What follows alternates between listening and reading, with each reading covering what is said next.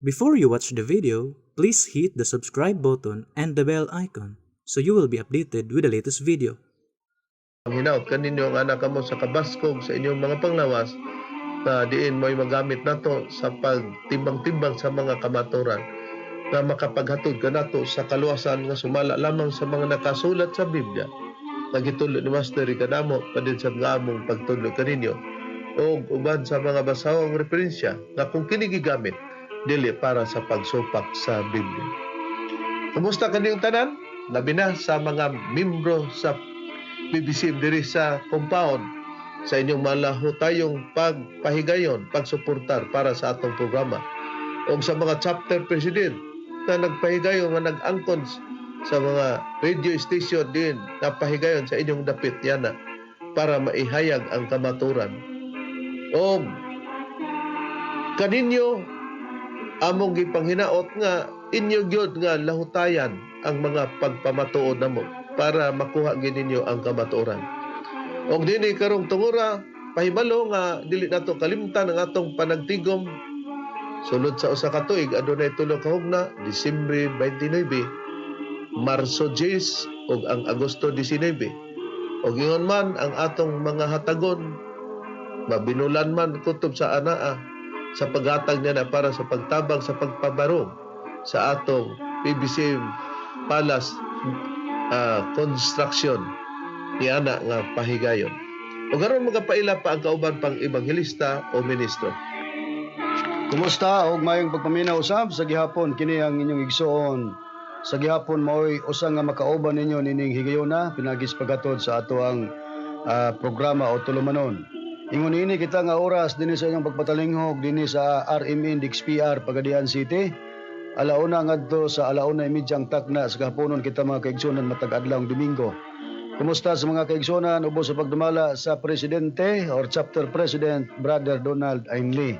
Kumusta usab nila ni Sister GD Ainley Palabrica og sa imong pamilya, nila ni Boy Padiron og sa imong pamilya, mga Aladad family, mga Albarico family, mga Jalil family, ingon man ni Brother Marshall and Bibi Jana sa imong pamilya, Brother Marshall Billion usab nagapatalingog uban sa iyang pamilya, Sister Raquel Aribado usab og sa imong pamilya nagapatalingog, o sa tanan nga nagasunod usab ning atong programa dinhi sa butong pinamungahan dinhi DYRR radyo natin mga kaigsunan mabati usab ang atong programa matag adlawng Domingo alas 12 ngadto sa alas 12:30 ang taknas gaponon.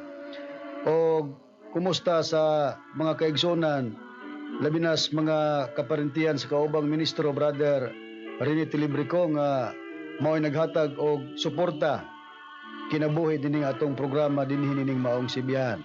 Sa tanan usab nga nagapatalinghog dinhi karon nga inyong pagpaminaw maayo usab nga pagpatalinghog o pagpaminaw kaninyo. Ang programa sa PBCM nga mga Langitnong Lamdag sa Kinabuhi mabati na kini sa 23 ka mga radio station Visayas ug Mindanao, dinhi sa Cebu City, dinhi sa DYLA, dinhi usab sa Toledo, DYHR, dinhi usab sa Surigao City, dinhi usab sa Butuan City ug dinhi sa Bayugan City dunay tay programa. Dinhi sa Provincias Bukidnon, dinhi sa Valencia City, dinhi usab sa Malaybalay City ug dinhi usab sa Manolo Fortich Bukidnon dunay tay programa. Dinhi sa Iligan City ingon man dinhi sa Dipulog City ug dinhi usab sa Calamba Misamis Occidental. Dinhi sa Cagayan de Oro City mabati usab sa DXR Radio Ultra ug dinhi usab sa RP DXQ Teleradio, dinhi usab sa Cabusis Power Radio dinhi sa Villanueva ug dinhi usab sa Bay Radio Waikurat FM dinhi sa Balingasag Misamis Oriental ug ingon man dinhi sa Real Beat Radio Hingoog City alas 6 ngadto sa alas 7 ang taknas Kabuntagon. Natong gustong magpadangat sa mga pangutana i-text lang kami sa mga numero sa Globe 0917-811-8882 sa Smart 0908-3938-768. O garon sa pag-isgot sa tema balik ko kamo kang Reverend Charlie.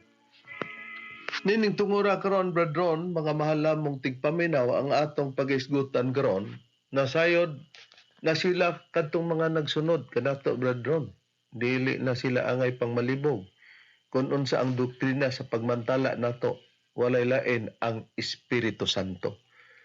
O kay Espiritu Santo man natuman sa atong magtutudlo Master Tomas D Eugenio Sr. Kini ang ikalisod nila sa pagdawat kay ang ilang gusto mong wali mahitungod sa atong Ginoong Hesukristo. Pero kung wali man sa atong Ginoong Hesukristo, mismo ba sa baba sa atong Ginoong Hesukristo pagkanay magdala sa pagmantala sa wali nga Kristo o kaha siya si Hesukristo, brother? Kaluwasan kay maangkon sa mga tao kung kana ang ilang patalinghugan nga dili nila dawaton ang atong pagpamatod sa Espiritu Santo. Ang tubag, Reverend nga dili. Ngano tungod kay ang Ginoong Hesus rapod mo'y namulong nga ang magdalas iyang ngalan iyang gipasidaan daan kini nga ang magdalas iyang ngalan magahimo na kini sa pagpasalag labi na kung mag-angkon og Kristo. Niya, muna nga ang tamdan sa mga pagtulunan karon nga majority nga nagdala sa ngalan sa atong Ginoong Kristo diha silang pagmantala. Dili lang lugar nila ikasakit ba doon kung mabasa sa Biblia, di ba? Tinuod ka na, Reverend. Kay gitugan man lang nato ang tinuod kung kini mabasa. Niya, basahon ako sa Mateo Kapitulo 24, versikulo 4 ngadto sa 5, kama 23 ngadto sa 26. Ingon ini ang atong mabasa. O kanila mitubag si Hesus nga nag-ingon, magbantay kamo nga walay magapahisalaag kaninyo. Kay daghan unya ang mutungha dinala ang akong ngalan nga manag-ingon. Ako mao ang Kristo ug daghan ang ilang pahisalaagon. Mga pasidaan nga pagtagna kini sa gibuhat sa atong Ginoong Hesukristo nga gisulti ngadto sa iyang mga tinun-an nga daghan daw unya ang mutungha dinala ang ngalan ni Kristo og manag-ingon ako mao ang Kristo nya daghan pud ang ilang pahisalaagon. Gawas nini nga daghan magdalas ngalan ni Kristo nga magapahisalaag nagi mo angkon pud nga siya Kristo. Apil ni nga pabantayan pod sa atong Ginoong Kristo sa iyang pagpamahayag. Nias 23 ngadto sa 26 sa Kapitulo 24 sa Mateo. Og unya kung adunay magaingon kaninyo tan-awa ra o tan-awa ani ara ang Kristo o ato ara siya ayaw gayud kamo pagtuo niini. Kay mutungha ang mga mini nga Kristo og mga mini nga propeta og magapakitag daggong mga ilhanan og mga katingalan aron sa pagpahisalaag kun mahimo bisan pas mga pinili. Tan-awa gisuginlan ko na kamong daan. Busa kun sila magaingon kaninyo tan-awa ato siya awaaw ayaw gayud kamo pag-adto didto. Og kung sila magaingon tan-awa anaa siya sa sulod nga mga lawak ayaw gayud kamo pagtuon ini. Busa matin-aw nga gipabantayan sa atong Ginoong Hesukristo ang magdala sa ingalan ug ang mag-angkon sa atong Ginoong Hesukristo. Busa nining atong panahon karon badron kalakip na si Pedro baylo nga gipabantayan kay naglain man siya usa ka misyonaryo o ministro sa PBCM badron. Naglain siya nagtukod sa Seal of the Living God Church. Gisugo siya ni Master nga kung kiron si Pilimon Riambonanza ang pundador sa gitawag og the Kingdom of God nga nanuka diri sa dapitan. Pero sa iyang gibuhat, iyang gipamatuod nga siya mao ang atong Ginoong Hesukristo. E di gipabantayan kay kalakip man kana sa pagpasalaang. Unya ato bang kapamatud-an nga nag-angkon siya bradon? Kapamatud-an nato Reverend tungod kay duna kita ipabati nga pamahayag ni Pilimon Riambonanza nga kanhi giadtoan kini ni Pedroso kay gisugo lagi ni Master nga magmission unya mo conquer pod sa mga ubang leader. Mismo si Pedroso mo'y giingnan o nag-ingon si Pilimon Riambonanza nga kini si Pedroso nagpatuo nga siya Kristo. Niya atong ipabati ang tingog ni Pilimon Riambonanza. Kay wa may oxygen na oxidizer man ang oxygen. Oxidize man ang sunog man na.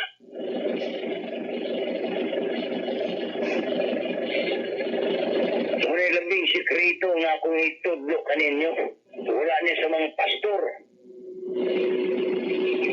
Lagbida ka nang naon sa komunihon niyo. Wala kani. Wala kaning kalaman. Dito man ko. Nakanta man ko dito sa ilaw. Kaya gidala man ko dito ng Pedroso. Kaya si Pedroso nag-claim man ito nga siya si Kristo. Na iyang kauban mo po si Juan. Juan po nga lang ito iyang kauban. Mo po si Juan nga Bautista. Si Pedro po si Kristo.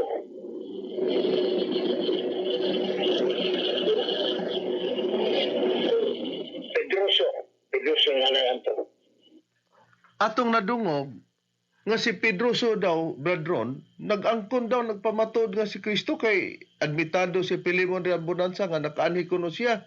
Uban siyang kauban nga si Juan nga gipamatuod pod basig si Pedroso ay nag-ingon nga si Juan Bautista para lugar mutudlo nga siya itudlo ni Juan Bautista nga mag-una man si Juan Bautista sa di pa moabot si Kristo na maos Pedroso. Na natingata ani nga gisugo ni Master ang tod nga Naglain siya, nagparisto siya sa iyang Seal of the Living God Church. Na nag-angkod din ni siya og si Hesukristo. Nya nasuko si Pilimon nga wala kuno ni labi na anang mga tao daw ni Eugenio, kining kaalama daw. Nakanhi man kuno siya, pero kung atong-atuan si Pilimon riyan bonanza kay patay naman ron bradron. Kini iya mga pagpanubag lugar ni kay nakigkumbati man ta o binaylo ay sa doktrina dito sa dapit sa Dipulog bradron. Dinhi sa dapit sa Dipulog sa DXPR nga ilang tulumanon.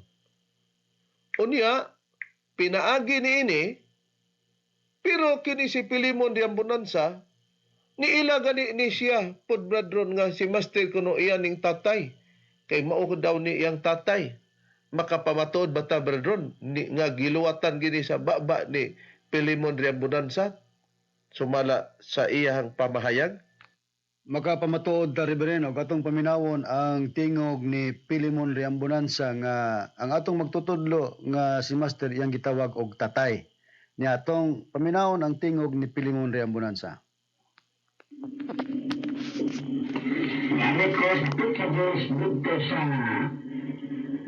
San Antonio, Bukmaan. Dito na ko makita ang aking pamuta sa kanta sa pagsugod na ko niya kay bisultihan ako. Nagdunal ako isbitaran o sa katao akong talitaon na kanadsang baywanan o kanay na tumbang sa espiritu. Oo nga, wala ako manupon sa balado nito. Kaya ang akong talitaon naanaman sa akong buol. Naanaman siya. Nakanunay na katawan. Tumala doon kay mga taong manago. Kana, kay kung ato din ang istoryahin o maayo, kana man ang akong tatay. Siya man ang akong tatay. Pero, ang atong tawagan na master, no?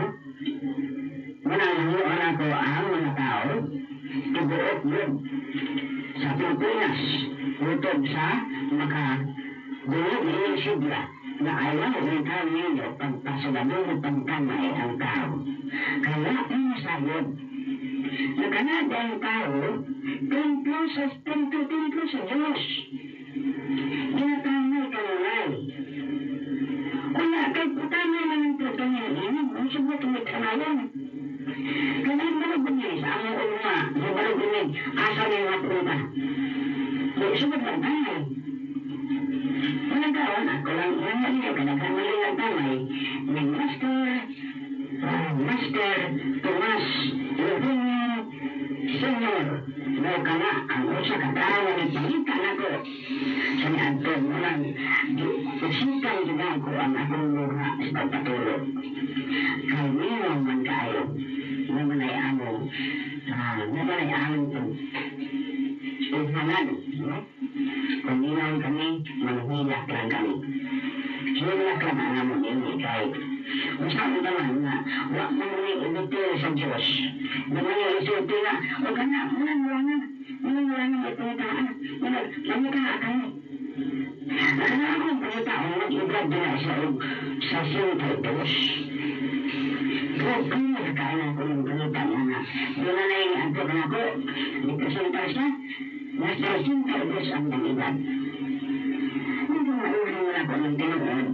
Mayroon man kayo, wala na ini kuluntikan. Nagkulog man kami ini. Nagkulog. Nagkuluntin na. Nagpasikip ko nagatid. Makakaabot na niya. Nagpasikip din na niya. Magkakaon na natin. Nagkaroon pa siya. Naman. Gusto na may bayan ko. Naroon di ay siya nagatago. Diba? San Antonio, saan? Misamis Oriental, nasa Dina. Sa atong napamatian, bradron, mga mahal lamong tigpaminaw, matinaw. Nga, giingon niya nga mauna ang iyang tatay, daw si Master, ingon ni Pilimon Riambonanza. Mao kuno ni ang tao nga iyang gipangita nga nasudlan kay templo man sa Espiritu Santo, but niya ipasabot nga si Master katumanan sa Espiritu Santo. Mo ni ang iyang gisulti pero mo man ay atong giwali. Mo na nga dihang dapita siya gikungkir ni Pedro Sobailo, pero natingata nga nag-angkon man hinon ni siya Kristo. Muna nga nadugay ni ribatal si Pilimon Riambunansa kay nganong wala kuno ning kaalama sa mga tao ni Eugenio kita lugar. Di dapat ilhon tanya kay niilaman siya kang Master nga iyang tatay.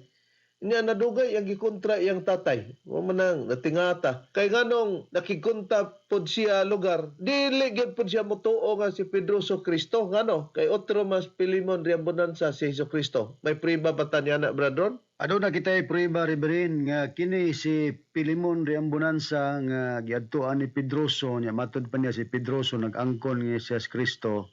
Kini si Pilimon pod gipamatud-an pod ni iyang mga ginsakupan nga kini mao si Kristo.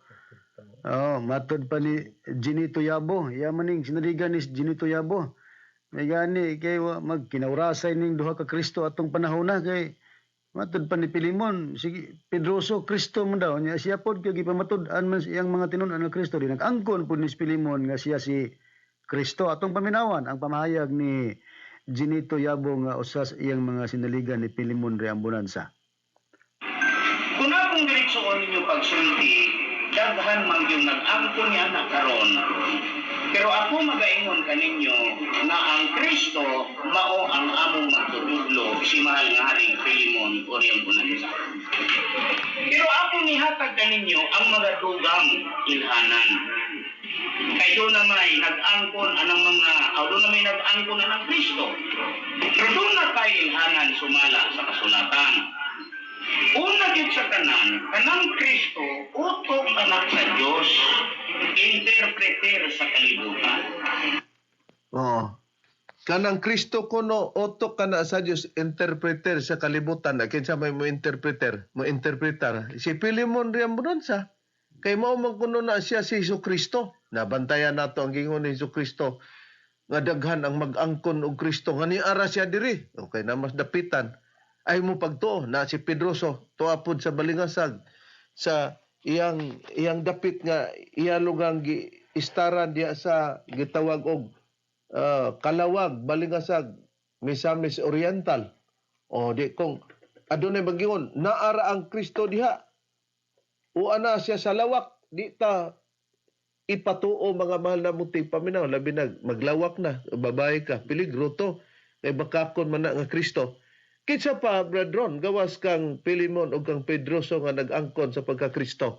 Gawas kang Pedroso o kang Pilimon nga angkon og Kristo, kinipod ang founder sa PBME nga si Ruben Iclio Rivere, nag-angkon po ni nga siya Kristo. Ni atong kuhaon Japon ang pamahayag dinhi sa atong nakuha nga voice clip sa pagpamatuod kini si Iclio maos Kristo niya. Para sa mga miyembro ng Philippine Benevolent Missionaries Association, ito ang Holy Land. Matatagpuan dito sa San Jose de Nagat Island.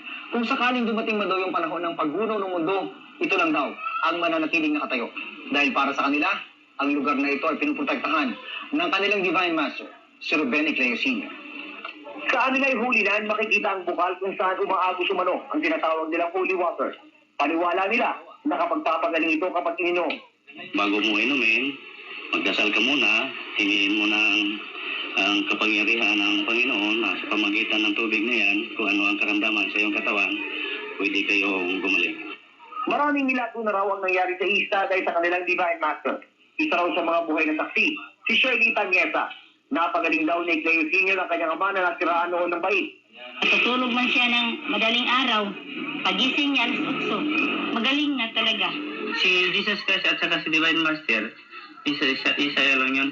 Si Jesus Christ at saka si Divine Master, isa lang yun. Di klaro mga mahal namong tigpaminaw mga kaigsonan nga si Kristo daw, si Jesus Christ o si Ruben Iclio usara na. Di mo rapog na Juan 10:30. Ako ang akong amahan usara. Di matinaw nga siya si Kristo. Unya, gawas kang Pilimon Riambunansa, kang Pedroso Bailo, kang Ruben Iclio o kinsa pa bradron ang nag-angkon nga siya si Kristo. Kining gitawag og Master Anos nga dinhi sa Manila dapit Luzon, angkon pud ni siya nga siya si Cristo Reverend. Atong ipabati gyapon kay interview ni siya sa usa ka reporter kay gatuan mo ni siya nya matud pa niya siya daw og si Cristo isa ra po daw sila. Ni atong pabati ang atong nakuha nga pamayag. Lugar buti pasabot nga siya ang Panginoon nga mao si Hesukristo. Niya, Master Anos ning ang pangalan ani Reverend atong ipabati. Pero sino ba itong sinasamba nila at kinikilalang si Jesus? Binisita ko ang kapilya kung saan nakatira si Master Anos. Magandang hapon po, Master. Ako po si Maris. Ang Holy Divine El Santo Cristo Chapel dito sa Fairview. Pero hindi lamang daw ito simpleng kapilya at tahanan para sa kanya. Dito rin ang lugar kung saan mula sa pangkaraniwang tao ay bigla raw siyang nabago at nagkaroon ng malaking misyon sa mundo. Ano po yung ginagawa niyo noon? Ano pong trabaho ninyo? Dati ako ay naging close aid kay Secretary Reyes. Oo. Anong taon po yun? Kapag panahon na ni Cory, nagturo ako ng karate as red belt master. Umano ako kay Trabador Ramos. Kaya naging red belt ako. Kaya marami ang mga karanasan ko. Katapos lumalabas sa mga pelikula. Dinata pa ko, stuntman ako. Pati kaniyang kapitbahay may kwento sa dating buhay ni Master Anos. Kasi nagtatrabaho din si Master dati. Hindi mo na, nagiinom din siya, nagsusuga. Pero nung na siya na ganyan, yun, siyempre, puro kami na, pinapangaralan din niya. Puro dasal na. Oo. Pero ginamot din niya kami. Hanggang sa isang malagim na disgrasya raw ang naging dahilan para siya'y tawagin na ng Panginoon. Nadisgrasya ako. Banggaan, namatay ako at nabuhay. Anong klaseng disgrasya po yun? Paano nangyari yung banggaan? Papunta ako Bagyo. Doon ako nakasakay sa sasakyan namin. Tapos ano po ang bumangga sa inyo? Trailer. Kayo lang po nakasakay doon? 18-wheeler. Nakita ko si San Pedro at ang Panginoon. Ano po sabi sa inyo ni San Pedro at ang Panginoon? Ang gagawin, ang mambago ang tao. Kagustuhan niyo po? Kagustuhan ko! Dahil ako, si Jesus, ako, si Jesus. Nakita na to, na disgrasya siya, mga mahal nga tigpaminaw niya. Namatay siya, nabuhi lugar. Gitawag daw siya dito ni San Pedro. Nakita daw niya si San Pedro at saka ang Panginoon. Kita niya dito pero nadugay. Siya man kuno si Hesukristo. Huna-huna. Nagawas niya na, bradron, nga nag-angkon og Hesukristo si Master Anos sa dapit sa Luzon, sa Metro Manila. Kinsa pa? Kining founder sa Piniling Nasod, Reverend si Avelino ungkoy agapay gipamatud-an pud ni sa mga tinun-an kay nag-angkon pud ni nga mao si Kristo ni atong ipabati ang ilang mga pamahayag. Bueno mga igsoon, dalaygon kayo atong Ginoo. Nga diri sa amo ang pagila sa among punok sa mga subano, ang alas sa among Ginoo, sulay apo gubulang, siyang bugtong anak kag gipadala, mao na si Ministro Santo Papa Avelino ungkoy agapay. Gisigutan pa niya diha mga igsoon sa Mikyas 4:5 nga ang tanang katawhan o galakaw sa ngalan sa iyang Dios. Nang among ipasundayag mga igsoon, bisag asa ni mabot na diha sa mga Bible sharing sa plaza, bisag asa mga igsoon, among daton nga ngalan sa among Dios ulay apo bagulang. Sa iyang bugtong anak, pusong diwata niya, mo na si Kristo, mo na si Santo Papa Avelino ungkoy agapay. Mo na si Kristo, mo na si Santo Papa Avelino ungkoy agapay.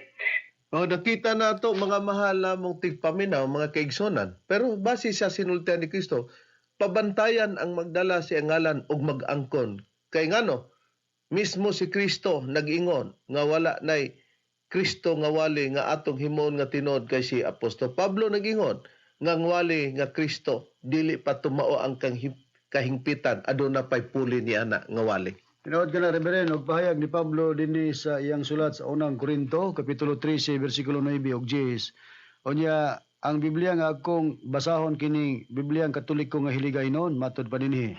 Kaya nga aton ihibalo kag ang pagwali sang pulong sang Dios nga ginbugay sa aton indi pa himpit, pero kung ang himpit mag-abot, ang indi himpit magataliwan. Timan anta si Pablo nagpahayag nga doon sila giwali nga pulong sang Dios, pero matod pa niya dili himpit og kadtoy mawala kanang taliwan wala man na inig-abot sa kahingpitan. Atong susihon ahain bagi pahinungod ni Pablo kining pulong sang Dios nga ilang giwali pero matod pa niya dili hingpit og mawala inig-abot sa kahingpitan. Sa sulat niya sa Roma kapitulo 10 bersikulo 17 mao ra gyapong Bibliang Katoliko nga hiligaynon ako basahon reb giingon dinhi. Gani ang pagtuo nagagikan sa pagpamati sang pulong sang Dios kag ang pulong sang Dios mo ning iyang giesplika sa unang Korinto 13:9 og 10 dili hingpit og mawala mo ning ilang giwali matud pa kay ang pulong sang Dios nagaabot paagi sa pagwali nahanungod kay Kristo. Busa si Pablo nga tinun-an ni Kristo, Reverend mo nagpahayag nga ang pagwali sa ngalan ni Kristo dili kadto magpadayon kay dili pa mao ang kahingpitan og kadtoy mawala. Karon kung mawala ang puli nga wali bradon, unsa naman nga wali kung dili man katong nagpatuo nga Kristo nga dili man day si Ruben Iglio, di pod si Master Anos, di pod si Pedroso, di pod si Pilimon Riam Bonanza og si Paulino Ongkoy Agapay nga ministro nga matod pa Santo Papa pagyod nga mao si Kristo, mawala man day ng sistemaha. Ang ilang pag-angkon kawang. Na unsa man day ang wali kung mawala ang wali nga Kristo, unsa man day puli bradron? Wala lain ang puli Reverend Espiritu Santo o ako usang basahon nga kining Espiritu Santo sumala sa pagpahayag sa atong Ginoong Jesucristo kapuli kini niya. Di atay Biblia ang pulong sa Dios basahon ako ang Juan 14:25-26 giingon. Kining mga butanga ginasulti ko ng daan kaninyo samtang kauban na ninyo ako. Apan kon makagikan na ako ang magdadasig nga mao ang Espiritu Santo mao ang ipadala sa man puli kanako. Busa kay pagpahayag sa atong Ginoong Jesucristo may kapuli siya nga ang kapuli Espiritu Santo. Unya si Kristo matud pa ni Pablo dili man kuno magpadayon ang pagwalis iyang ngalan kay dili pa mao ang kahingpitan. Busa ang kapuli nga Espiritu Santo mo na puy iwali. O gitagna sa Biblia nga dunay mga tawo nga gihimong kasangkapan sa Dios nga inig-abot nila ni ana ang ilang iwali o ang ilang imantala mao ang maayong balita pinagi sa Espiritu Santo. Niyang tagna sa unang Pedro kapitulo 1 bersikulo 12 matud pa sa pagpahayag ni apostol nga si Pedro og kanila gipadayag nga dili sa ilang kaugalingon kundi kaninyo na nag-alagad sila diha sa mga butang nga karon gikapahibalo na kaninyo pinagi sa mga tawo nga nagawali sa maayong balita sa pinagi sa Espiritu Santo nga pinadala gikan sa langit mga butang nga niini ang mga manulunda nangandoy sa pagsudong. O kung kinsa ang mga taong nga katumanan niini walay lain kita ribirin nga mga ministro sa pagtulunan sa PBCM kay aniya man nato ang ilhanan nga mga bulhaton kay kita man lang ang nagwali sa maayong balita pinagi sa Espiritu Santo nga mauni ang kapuli sa atong Ginoong Jesucristo ug mao ra pod kini ang iwali o imantala. Ang katumanan dinhi sa pagtulunan sa PBCM nga ang katumanan po sa Espiritu Santo nga atong giwali Reverend walay lain ang atong magtutudlo Master Tomas D. Eugenio Sr. Ug mausab gani ni ang giingon ni Pilimon Riam Bonanza nga mo na ang akong tatay, mo na siya ang Espiritu Santo naa sa San Antonio saan Misamis Oriental ang iya daw tatay. Pero katinga sa ilang mga rason na dugay bradron nga makigkontra sila pero ilan ang katungod. Basta kay kung tinuod ka na unsa man nga niila ka niining imong giila, unya nadugay ang imong giila, imong gikontra. O, sama kang Pedro sa Baylo, nakita na to, usa sa ministro sa PBCM, ang atong doktrina, Espiritu Santo, ba man siya nahimong Kristo, di ikaw lugar nagsaad sa siya lugar nagsaad sa atong magtutulo, bradon. Nakapakadakong sayop, mga mahal namong tigpaminaw. Busa, among gipanghinaot nga nalamdagan kamo sa kamaturan. Miabot naman ang atong oras, sa ngalan na lamang sa magtutulo, Master Tomas D. Eugenio Sr., kini ang inyong alagad, Ebanghilista Reverend Charlie Eugenio ug sa kalasab sa kauban nga ebanghilista o ministro. Kinusab ang inyong igsoon ebanghilista Brother Juan Danilo Mangalos kami mingon hangtod sa sunod higayon sa samang takna ug samang istasyon. Daghang salamat sa inyong pagpaminaw.